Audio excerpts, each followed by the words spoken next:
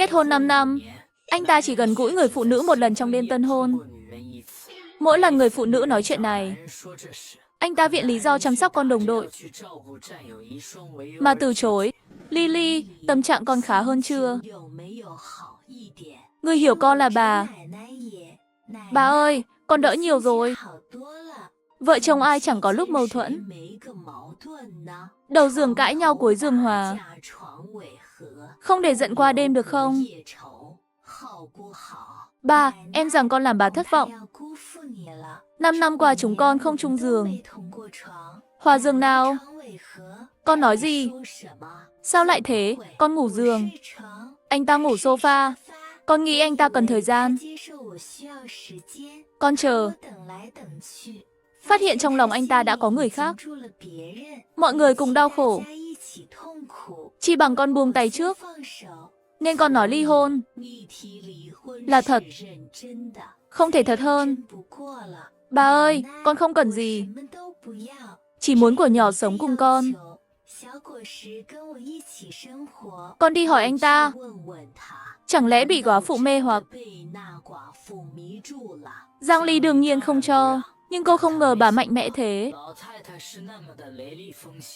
Hướng Ly về phòng. Du quả nhỏ ngủ xong. Thu dọn hành lý. Bỗng cửa mở mạnh. Lục Vân Tiêu giận dữ xông vào. Giang Ly chưa kịp phản ứng, đã bị anh ta ôm chặt. Lục Vân Tiêu, anh làm gì? Em nói tôi làm gì? Tối nay anh chỉ ăn chút đồ thừa lạnh trong căng tin. Chán chết được. Tâm trạng vốn dĩ đã không tốt. Về nhà còn bị bà đánh mấy gậy.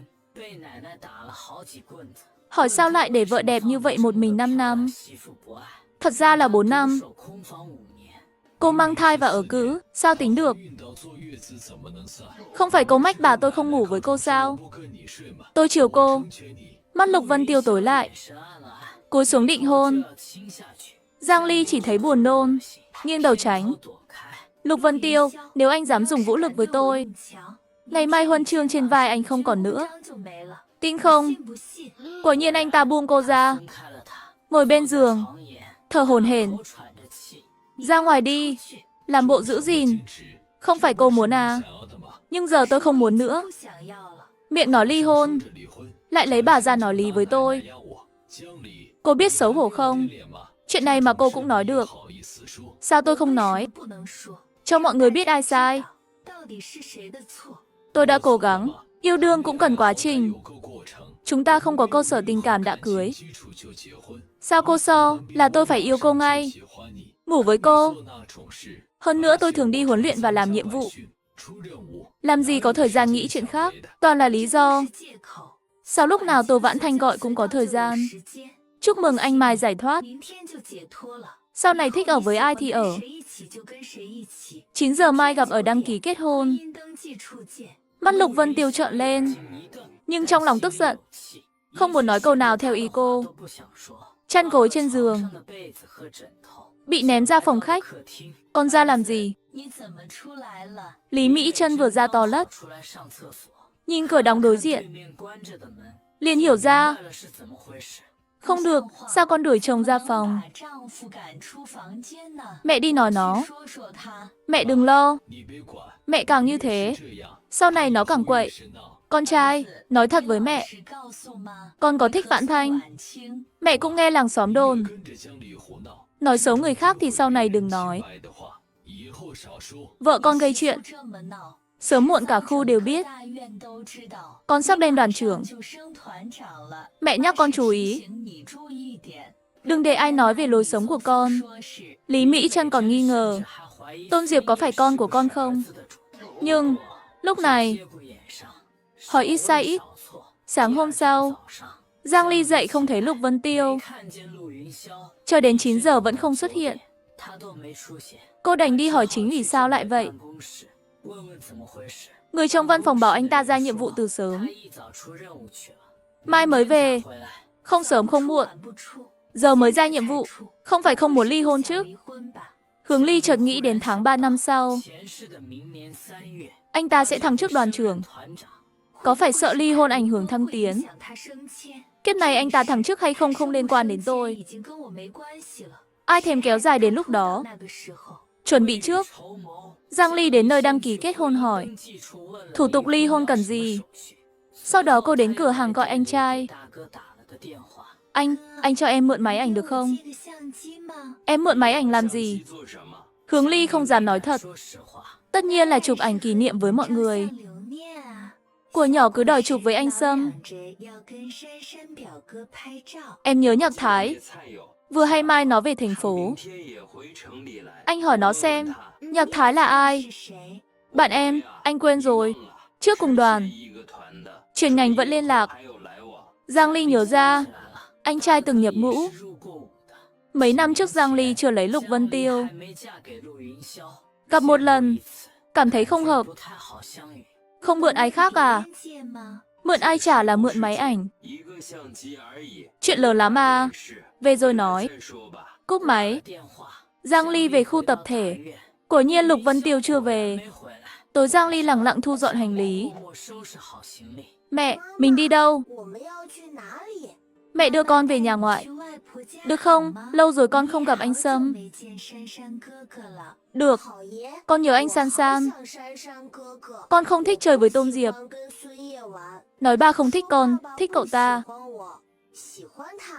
Giang Ly tức giận. Mà không thể phát tác.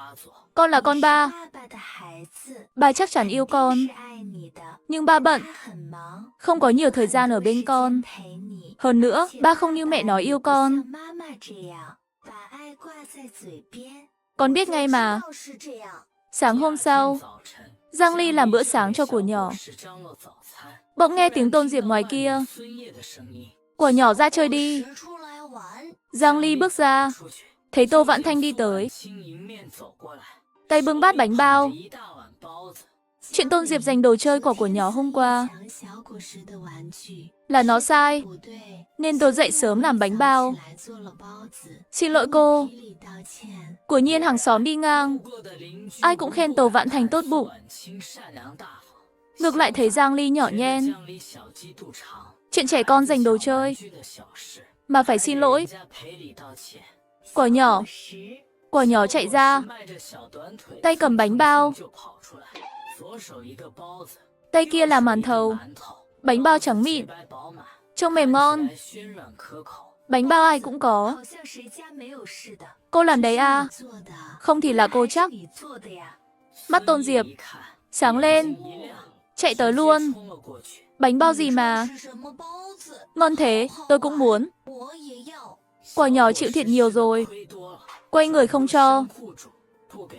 Cho tôi. Quả nhỏ khóc hoa lên. Cậu ta cướp đồ của tôi. Cướp của tôi. Lần này mọi người đều thấy. Biểu cảm thật phong phú.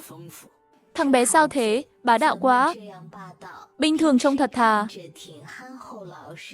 Tô Vãn Thanh sốt ruột. Liếc thấy gì đó. Bỗng kéo Giang Ly. Giang Ly quay lại. Thấy cô ta hất tay. Bịch một tiếng. Bánh bao rơi đầy đất. Giang Ly, tôi biết cô không thích tôi. Nhưng cô không thể đẩy tôi đổ bánh bao được. Giang Ly còn chưa phản ứng hết. Giây sau có bóng người lao tới.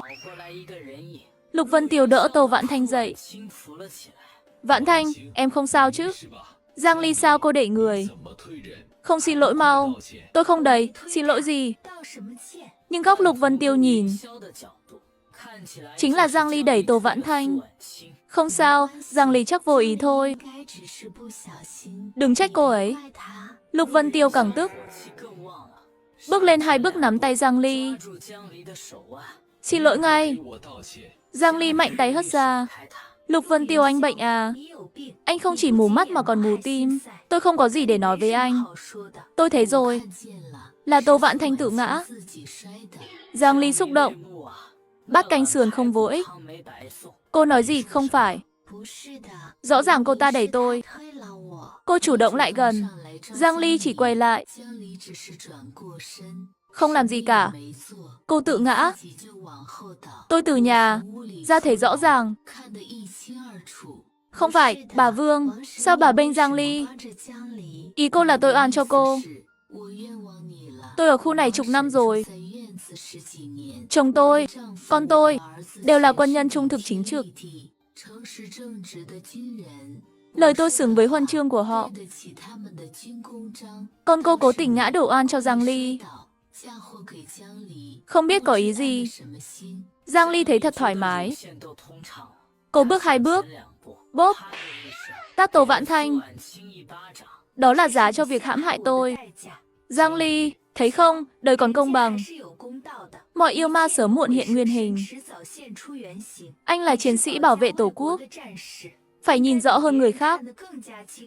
Thấy ánh mắt thất vọng của Giang Ly, lòng Lục Vân Tiêu trùng xuống. Lục Vân Tiêu định đuổi theo. Tô Vãn Thanh gọi anh.